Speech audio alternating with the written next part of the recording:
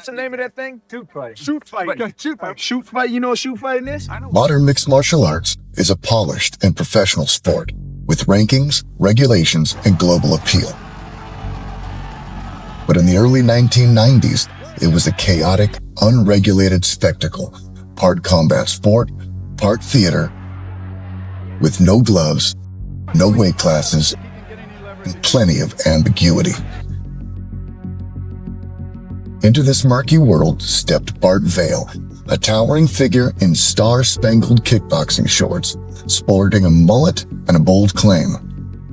He was the World Heavyweight Shootfighting Champion. Featured in Sports Illustrated, Black Belt Magazine, and even on MTV, Vale was marketed as a hybrid fighter who defeated legends like Ken Shamrock and helped shape MMA's early days. Yet few recall seeing him actually fight. Was Bart Vale a true pioneer or a product of hype and clever branding? Let's explore. Chapter 1. The Making of a Shoot Fighter. Born in 1957 in Florida, Bart Vale began his martial arts journey in kenpo karate. I'm Ed Parker. Have you ever wondered what goes on in a karate studio? Sweat. Before transitioning to kickboxing in the 1980s, his defining moment came in Japan, training under Masami Soranaka, a catch wrestling master, and joined Pro Wrestling Fujiwara Gomi, or PWFG, a promotion blending scripted wrestling with realistic submission grappling. Vale popularized the term shoot fighting and trademarked it in the United States, presenting it as a hybrid of wrestling, jiu-jitsu, Muay Thai, and karate. Is it true you own the term shoot fighting? You've patented that? I registered the name shoot fighting, and like I said, that's what happened. Was when we were going to bring this to the States, and they wanted to call it wrestling. Now, you said this. You're talking Fujiwara. The okay. Shoot style. Shootboxing is a combination of kickboxing and submissionary wrestling. By the early 1990s, he proclaimed himself World Heavyweight Shootfighting Champion, a title he largely created. However, many of his early fights were choreographed performances, not true competitions. Chapter 2. The Art of the Work. To understand Vale's rise, we must grasp the concept of a worked match, common in professional wrestling where outcomes are scripted and moves choreographed. In the late 1980s and early 1990s, Japan's promotions like PWFG, UWF, and Rings staged matches that mimicked real fights, featuring intense grappling and submissions without the theatrics of WWE. To pre-internet audiences, these bouts appeared authentic. Vale thrived in shoot-style works, competing in PWFG against fighters like Minoru Suzuki and Ken Shamrock. His most famous match, in 1992, saw him knock out Shamrock with a head kick, or so it seemed. Vale claimed the kick was an accidental knockout during a scripted bout, while others argue it was entirely choreographed. So you had a wrestling match with Ken Shamrock where you knocked him out. Yeah, straight palm to the head. He did a real nice palm strike to my mastoid because, I felt it in the front of my head. And that's when it was game on. And then when he came at me with his hands down, I came in with that straight palm and I felt that nose. It was like, it felt like something crunched. And you also landed a couple of good head kicks on him at the end too. Yeah, but I did 3 roundhouse kicks to the head. But I think it was that straight palm that did it. This match, real or not, became the cornerstone of Vale's fighting reputation.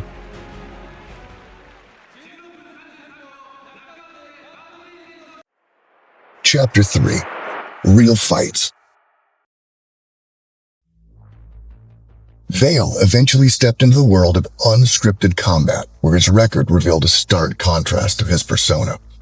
His first documented fight was October 17, 1995 at the World Combat Championship in Charlotte, North Carolina. World Combat Championship was an early competitor to the UFC.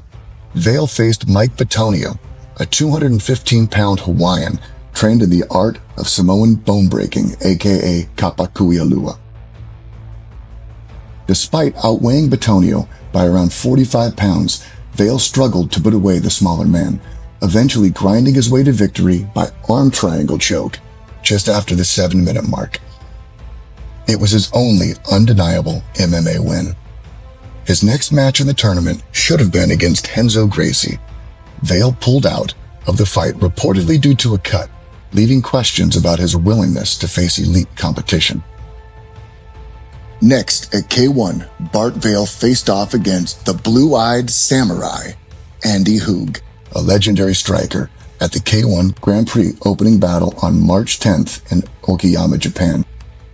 Despite his size advantage, 264 pounds versus 216, Vale was stopped via TKO in 2 minutes and 24 seconds after a barrage of strikes.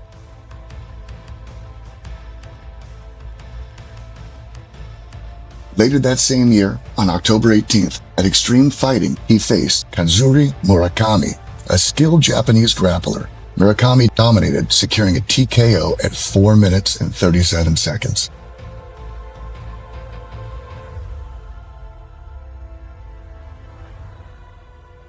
In 1998, at K1 Kamikaze event, October 28th, Vale faced Nobuaki Kakuda, a Kyokushinkai karate veteran. Kakuda's speed and leg kicks led to a doctor stoppage at 2 minutes and 9 seconds.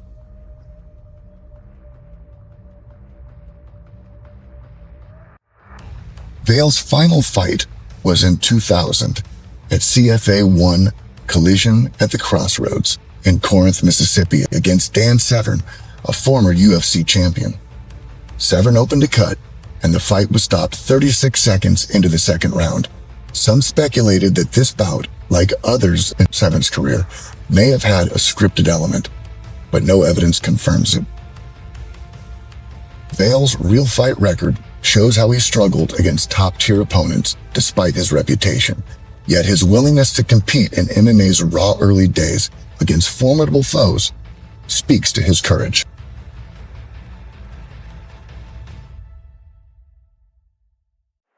Chapter 4. The Power of Hype.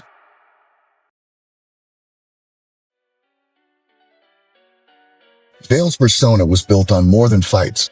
He trained with respectable figures like catch wrestling icon Karl Gotch and Gene LaBelle, as well as the Machado brothers and Philip Amaris. And I met a guy, Bart Vale, who was a really good, strong, big guy, kenpo black belt. And he introduced me to the grappling. Mixing with such renowned martial artists gained him credibility. His media appearances in Sports Illustrated, Black Belt Magazine, MTV, and CNN amplified his image as a trailblazing fighter. In the pre-internet 90s, verifying claims was nearly impossible. Vale capitalized on this, touting an undefeated run in Japan, a knockout over Ken Shamrock, and victories in unrecorded tournaments. Because the first time I did an underground fight was for the Yakuza. They had a club, and we had 3 matches that were going to happen, and everybody had to go 30 minutes. And I said to Soranaka, I says, how can we go 30 minutes? He says, more practice. He wasn't alone. Figures like Frank Dukes and Count Dante spring to mind, blurring the lines of fact and fiction in an era of limited scrutiny. Even Rickson Gracie, considered by many as the greatest of all time, made a claim that he was undefeated in 400 fights, with almost no evidence to back it up. Vale's tales, while exaggerated, were plausible to audience without access to fight databases or video archives. Conclusion: pioneer or performer? Bart Vale was no fraud, but he wasn't the invincible champion he claimed. A skilled martial artist with real training and connections, he stepped into MMA's dangerous early landscape, winning 1 legitimate fight and losing 3. His shoot fighting persona, built on choreographed matches and strategic storytelling, thrived in a pre-internet era where hype often outpaced truth. Vale was a pioneer, a showman, and a fighter who embodied the wild, blurry line between fact and fiction in early MMA. His legacy, like the sport itself, is a mix of grit, ambition, and carefully crafted myth.